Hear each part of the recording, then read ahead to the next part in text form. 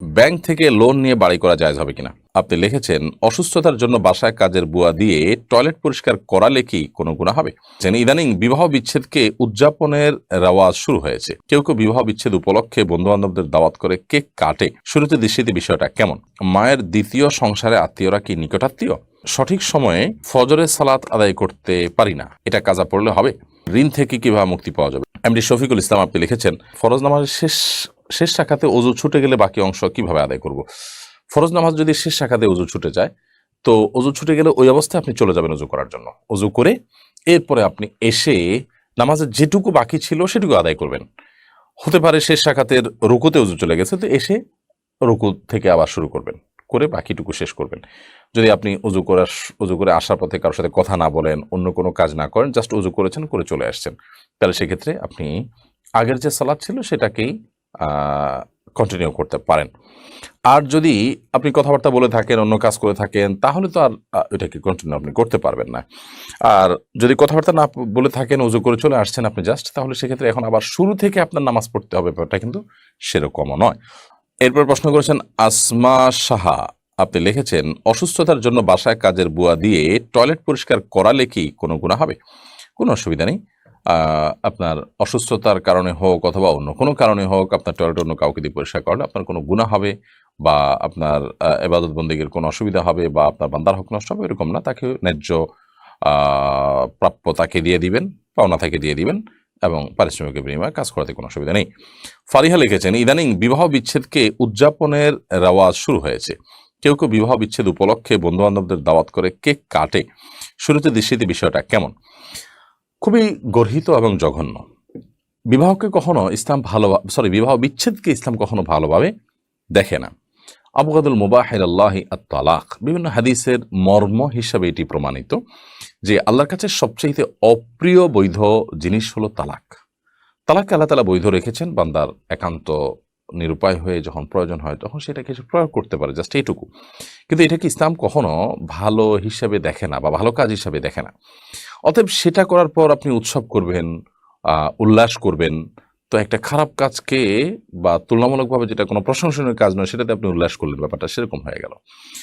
যত যুক্তিই দেওয়া হোক না কেন, যার সাথে বিচ্ছেদ হয়েছে তিনি খারাপ মানুষ ছিলেন, ওকে, খারাপ মানুষ ছিলেন সেজন্য বিচ্ছেদ হয়েছে, বাট তিনি যদি ভালো মানুষ হতেন আর বিচ্ছেদ করতে না হতো, তাহলে সেটাই ভালো হতো, কারণ কোনো বিচ্ছেদই এ জাতীয় ক্ষেত্রে প্রশংসনীয় হয় না। সাদি আফরিন সামি আপনি লিখেছেন, মায়ের দ্বিতীয় সংসারে আত্মীয়রা কি নিকটাত্মীয়? তাদের সাথে সম্পর্ক না থাকলে কি আত্মীয়তার সম্পর্ক ছিন্নকারী হিসেবে গণ্য হব? দেখুন, মায়ের দ্বিতীয় সংসারের আত্মীয় বলতে আপনি কাদেরকে বোঝাচ্ছেন? যদি মনে করেন যে মায়ের দ্বিতীয় সংসারে যিনি স্বামী হয়েছেন মায়ের, তার কথা, তো সেক্ষেত্রে মায়ের দিক বিবেচনায় তাকে আপনি বাবার মর্যাদা দেওয়ার চেষ্টা করবেন, কিন্তু আপনার জন্মদাতা বাবার মতোই তার সাথে সদাচরণ করতে হবে বা দায় দায়িত্ব পালন করতে হবে, এটা সেরকম না।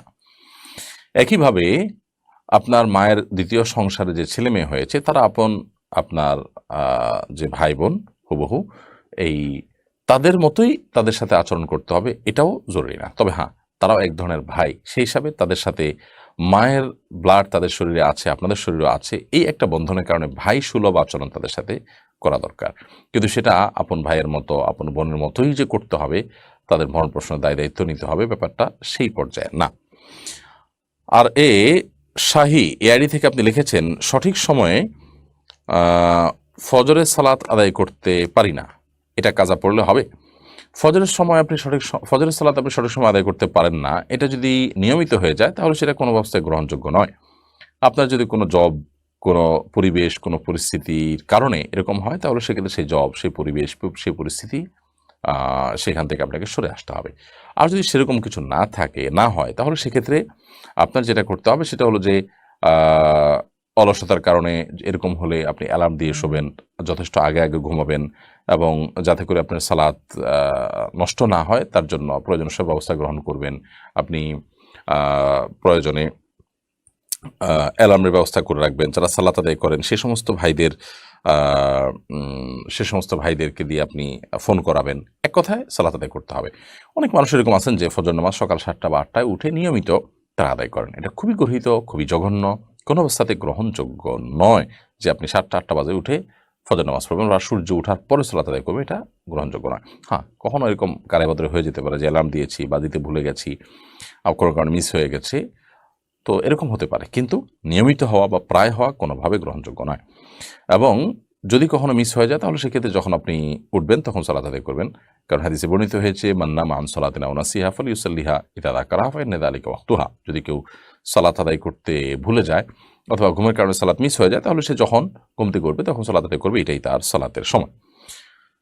এইচএম রাজব আলী এআইডি থেকে আপনি লিখেছেন ঋণ থেকে কিভাবে মুক্তি পাওয়া যাবে। ঋণ থেকে মুক্তি পাওয়ার জন্য প্রথমত সিরিয়াসনেস থাকা উচিত।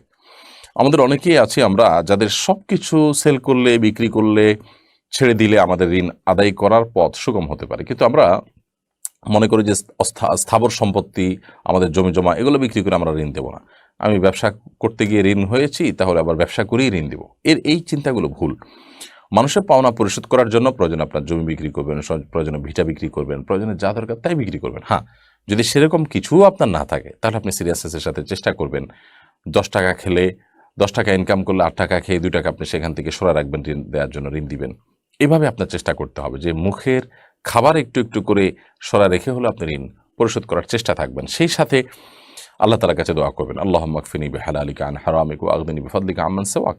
আল্লাহ, আপনি আমাকে হালাল দিয়ে যথেষ্ট করে দিন এবং হারাম থেকে আপনি আমাকে অমুখাপেক্ষী করে দিন, যে হারামের মুখাপেক্ষী না হতে হয়, এবং আপনি ছাড়া আর কারোর মুখাপেক্ষী যেন আমার হওয়া না লাগে। আল্লাহ, এই দোয়া আল্লাহর কাছে পড়বেন। এছাড়া ঋণ মুক্তির জন্য আরও দীর্ঘ দোয়াও হাদিসে বর্ণিত আছে, সেই দোয়াগুলো আল্লাহ তাআলার কাছে পড়তে পারেন, নিবেদন করতে পারেন। সিরাজা মুনিরা এর থেকে আপনি লিখেছেন আমার বাচ্চা ইউটিউবে ছোট ছোট বাচ্চাদের দেখে, অনেক সময় দেখা যায় কিছু বাচ্চা বেশ স্বাস্থ্যবান, আমি তখন মাশাআল্লাহ বলি যাতে নজর না লাগে। দেখা যায় অনেক বাচ্চা অন্য ধর্মের, এখানে মাশাআল্লাহ বলার হুকুম কি? কোনো অসুবিধা নেই। অন্য ধর্মের কোনো মানুষের বাচ্চা বা তাদের ভালো কিছু দেখে মাশাআল্লাহ বলতে কোনো সমস্যা নেই। মাশাআল্লাহ মানে আল্লাহ যা চেয়েছেন। অন্য ধর্মের কোনো বাচ্চা সুন্দর হয়েছে, ফুটফুটে হয়েছে, সেটাও আল্লাহ চেয়েছেন তাই সুন্দর হয়েছে, অতএব সেখানে কোনো অসুবিধা নেই। এই মাশাআল্লাহ আল্লাহর যে কোনো সৃষ্টি দেখে অভিভূত হয়ে আপনি বলতে পারেন, সেটা মুসলিম হোক সেটা অমুসলিম হোক, সকলের জন্যই এর অর্থটা প্রযোজ্য হয়, খাটে, এবং এখানে মন্দ কোনো কিছু নেই। অতএব আপনি নির্দ্বিধায় সেখানে মাশাআল্লাহ বলতে পারেন। আর এটা ঠিক যে কারোর বাচ্চা বা ভালো কোনো কিছু দেখার পর মাশাআল্লাহ, তাবারাকাল্লাহ বা মাশাআল্লাহ বলা উচিত, তাহলে সেক্ষেত্রে আর বদনজর লাগার সম্ভাবনা থাকে না বাচ্চাদের উপরে। এবং এই জাতীয় বদনজরগুলো আমাদের বাচ্চাদেরকে অনেকভাবে ক্ষতিগ্রস্ত করে, যেটা আমরা লক্ষ্য করতে পারি না, ভেতর থেকে অনেক সময় ধ্বংসের দ্বার প্রান্তে নিয়ে যায়। ফয়সাল আহমেদ আপনি লিখেছেন ব্যাংক থেকে লোন নিয়ে বাড়ি করা জায়েজ হবে কিনা। ব্যাংক থেকে লোন নিয়ে যদি বাড়ি করেন তাহলে সেক্ষেত্রে সুদি লোন নিয়ে বাড়ি করলে সেটি অবশ্যই হারাম হবে। মানুষের বেঁচে থাকার জন্য মাথা গোজাবার একটা ঠাঁই থাকার দরকার আছে, কিন্তু হারাম উপার্জন করে কিংবা সুদভিত্তিক লোন নিয়ে বাড়ি করার কোনো প্রয়োজন নেই। একজন ইমানদার সুদকে সর্বতভাবে বর্জন করার চেষ্টা করবেন, সেটি যদি না করেন তাহলে তিনি গুনাহগার হবেন। অতএব শুধু লোন নিয়ে বাড়ি করা জায়েজ নয়। আপনি যদি শরিয়া ভিত্তিক লোন নিতে পারেন তাহলে তার পদ্ধতিটা এমন হতে পারে যে যিনি আপনাকে লোন দিয়েছেন তিনি আল্লাহর জন্য দিয়েছেন, সাধারণত ব্যক্তি পর্যায়ে এটা হতে পারে, অথবা যিনি লোন দিয়েছেন বা যে প্রতিষ্ঠান লোন দিয়েছে তারা আপনাকে বাণিজ্যিকভাবে লাভবান হওয়ার জন্য লোন দিয়েছেন, তাহলে সেক্ষেত্রে তারা আপনাকে আপনার নির্মাণ সামগ্রী কিনে দিবেন, তারা কিনে আপনার কাছে হস্তান্তর করবেন, এবং সেক্ষেত্রে তারা অতিরিক্ত দাম ধরবেন, কিনে অতিরিক্ত দাম ধরে আপনার কাছে সেল করবেন এবং সেটা আপনি কিস্তিতে পরিশোধ করবেন। এভাবে জায়েজ হতে পারে, বাট নর্মালি এই প্র্যাকটিসটা ইসলামী ব্যাংকগুলো পর্যন্ত সঠিকভাবে করে না। যদি সঠিকভাবে করতে চায় বা করে তাহলে ইনশাআল্লাহ সেভাবে আপনি লোন নিয়ে বাড়ি করতে পারেন।